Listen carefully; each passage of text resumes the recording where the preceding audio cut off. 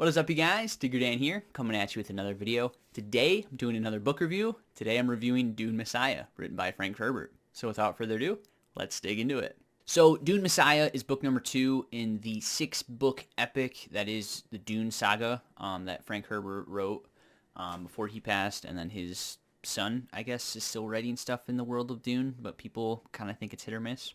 I don't know. I haven't read any of that yet, so let me know if you have and if you think it's worth reading. But yeah, anyway, this is book 2, and the setting in this, or the story, takes place 12 years after the events end, or how the events end in the original book. So spoilers for the original book. Paul Atreides is the emperor of the empire, and he is seen as a god in the eyes of the Fremen. Basically he did create a religion without really trying to, but obviously just fate scooped him up, and he and his sister really too are kind of gods in the Fremen religion. And so in the Fremen jihad is kind of at an end at this point after the 12 years, where I think at some point Paul is talking about how his jihad caused trillions to die across hundreds of planets, which is crazy to think about, especially when most of the events that actually take place, that are actually you experience as a reader, all take place on Arrakis for the most part, aside from dream sequences and things like that. So I just think it's funny. Again, the scope of the universe in Dune, or the Empire, is so big, but again, we're just kind of looking at small picture on Arrakis, which I just think is incredibly interesting, and it works because I really love this book.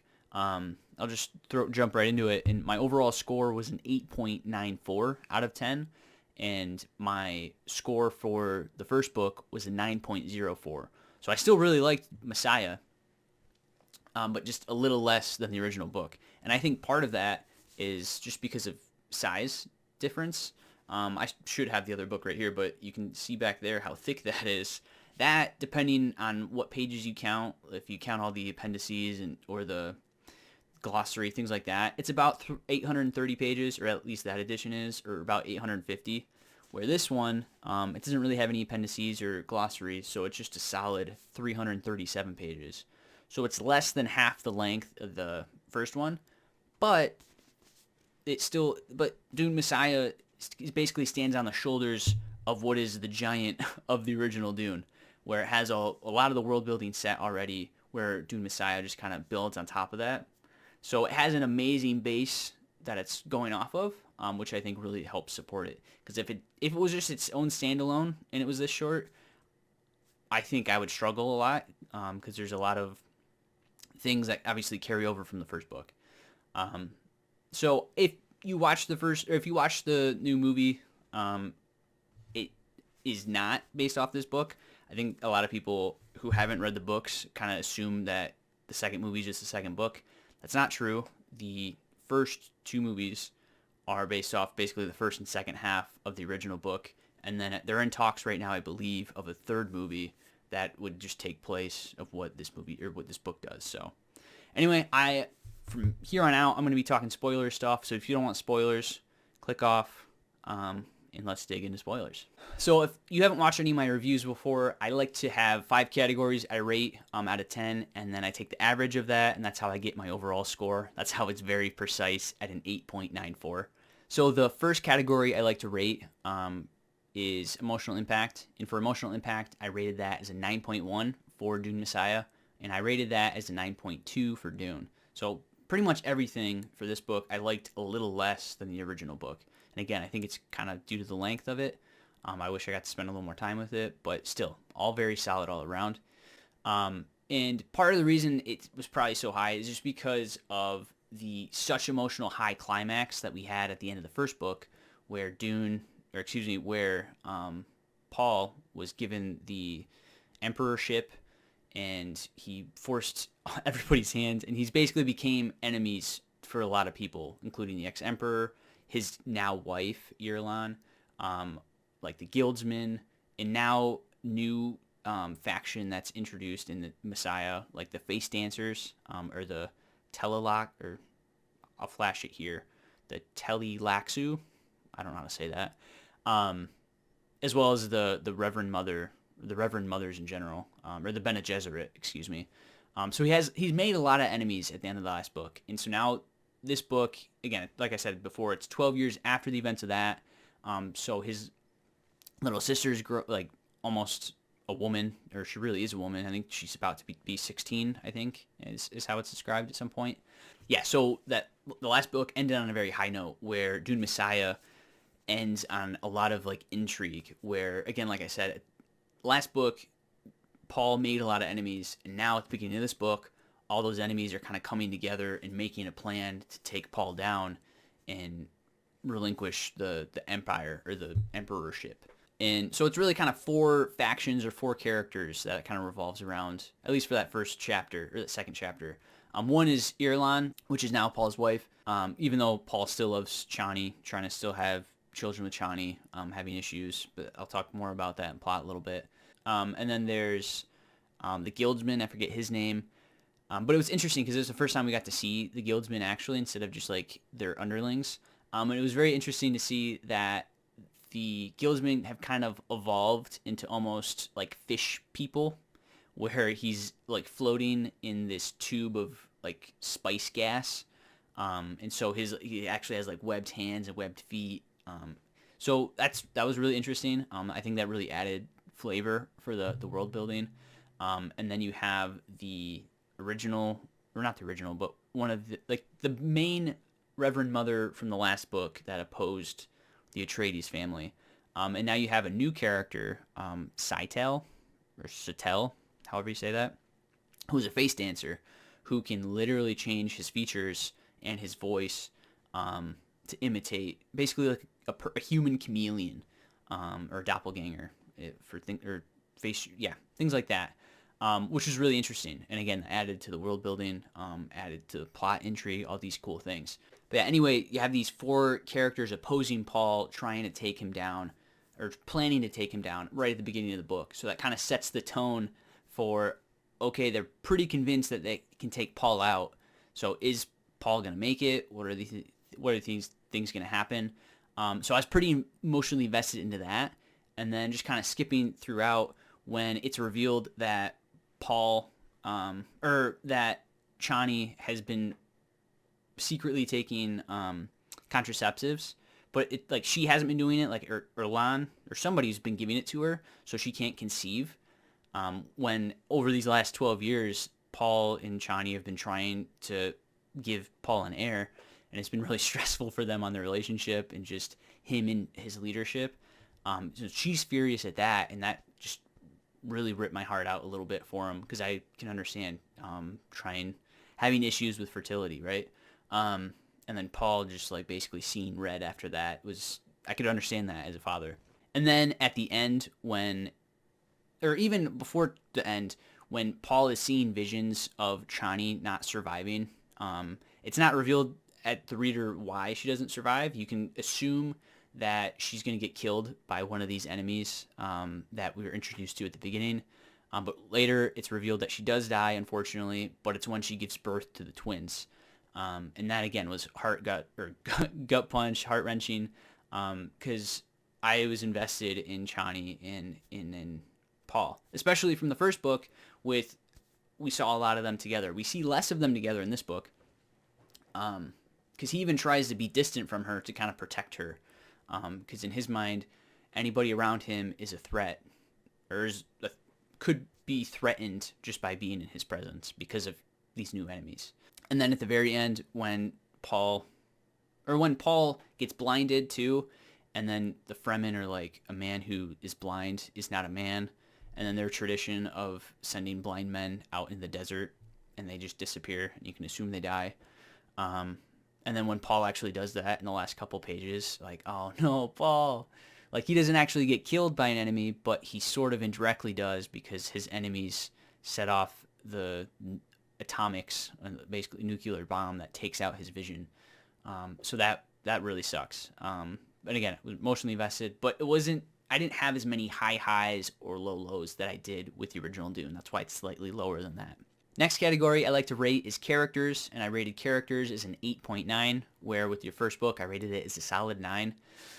And I did like the characters overall. I do feel like the new kind of villain, the Scytale guy, I don't feel like he intrigued me as much as Baron Harkonnen, because Harkonnen, he was just a nasty, vile person, and he was very manipulative, and you could see a lot of that, kind of him throwing his webs out there and manipulating people based on their vices, where Scytale, he didn't use people indirectly. He would, like, there was an example where he literally killed one of the Fremen women, left her in the desert, and then he took on her features because, again, he's a face dancer. And so he used that to get close to Paul and potentially threaten Paul. So again, I think for a plot device that is very interesting, but as for a character, I liked him as a character. I just, maybe comparing him to Harkonnen isn't fair, but me comparing him to Baron Harkonnen as kind of like the two main villains, I would say, I just think Vladimir Harkonnen is a much more intriguing villain. So that's why it's knocked down a little bit. Because again, we still see a lot of the same characters. Like we see Paul and Chani, like I've mentioned. Somebody we don't see that I was missing, actually, is Jessica, who is Paul's mother. We sort of see her indirectly by a letter she sends Chani, or not Chani, her daughter, Paul's sister, which I forget her name, which will be here. So it's like we sort of see her indirectly, but she's on the original Atreides homeworld, so she's nowhere near Arrakis. And then also Duncan Idaho comes back, literally revived from the dead, and that kind of irked me at first because it's like, oh, the whole reviving from the dead that's not original, whatever. But then I remind myself this was written in the 60s before that was kind of popularized. And the way it is explained that it's like this new technology, and is it really Duncan Idaho? It's really just his body. His mind is slightly different. So that was a little harder for me to buy into, but by the end, once it really is Duncan Idaho, once he kind of breaks through that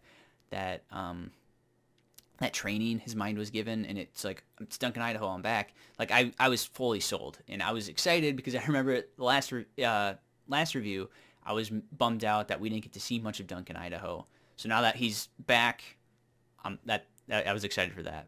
Next category I'd like to rate is plot. I rated plot as an 8.5 out of 10. And last time I rated plot for the original Dune as an 8.7. So I didn't like the plot as much. But again, I just think the original groundwork that was set in the first book is just way more intriguing.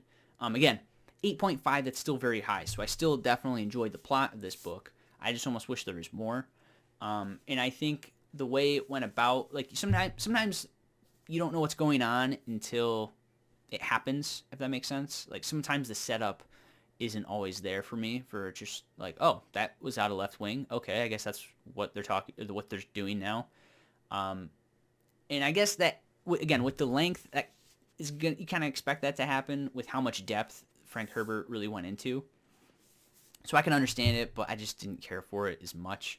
Again, kind of like I've kind of said already, the plot is more or less, it's 12 years after the original events of the first book. The jihad has been going crazy. And now Paul is basically a god in the eyes of the Fremen and created his own religion without really meaning to. And now he has all these worshippers, but also kind of taking that dichotomy of he has worshippers, but they're also his, not servants, but he's the emperor of them.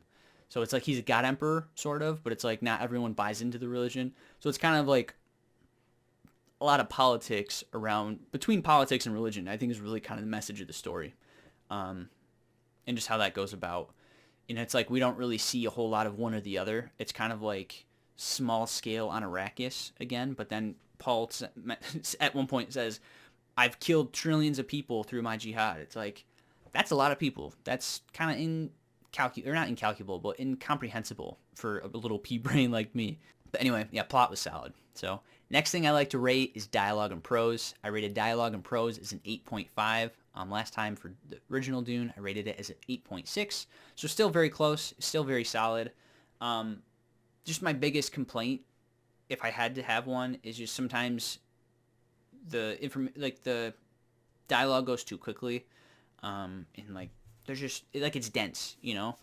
There might be a passage, like a paragraph where I'm like, what's going on, but then it's kind of answered in the next paragraph with more context.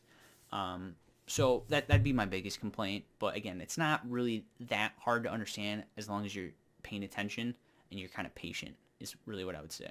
So 8.5. And then finally, for world building, I rate that as a 9.7, which is actually the same as the original Dune. So like I said, it's kind of taking the world building of the original book and building off on top of it. And I think the introduction of the new character like Seitel and having the face dancers as like another faction and having the Telilaxu, that was interesting. And seeing more of the guildsmen like have sort of like human fish hybrids that float in spice infused air. Yeah, that just weird stuff going on. But then also sort of the magic of Paul's vision. And like he loses that at the end, but then he sees it after his son is born. He kind of sees through his son's eyes. Like that whole weird thing was going on. Just makes me really intrigued to see what kind of powers the twins have now in the next book. And just seeing how Paul's sisters like can train them up. And because it's kind of described that the twins, I don't know if it's just the boy or just the girl or both of them, or I think it's just the girl, is kind of like Paul's sister, where she's a reverend mother, where she as an infant is like fully formed human mind and she has the memories, or at least that's how it's sort of described. So I'm really interested in that, and that's kind of more promises for the future that are going to pay off later, but still intrigues me now, you know. So Dune Messiah, I know a lot of people, I've seen reviews where people don't like Messiah if they love the first one, or if they were kind of so-so on the first one, they love the second one. But I'm kind of over here in my own little world where it's like I love both. Like the first one I love more, but I think it's just because I got more of Dune, if that makes sense. So yeah. Anyway, what'd you guys think? Do you like the first one more? Do you like this one more? I saw one of you guys in my comments say that this is your favorite out of the first 4 books. So that's cool. I've heard a lot of people say the third's their favorite. I've heard a lot of people also say the first is their favorite. So yeah, I'd be interested to see what your guys' thoughts are on the series overall. So thank you guys so much for watching. If you enjoyed this video, please hit like down below. If you guys want to see more from me, Diggerdan, please hit that subscribe button as well as that bell notification icon so you guys know when I upload each and every single time. And I'll catch you guys in the next one. Thanks for watching.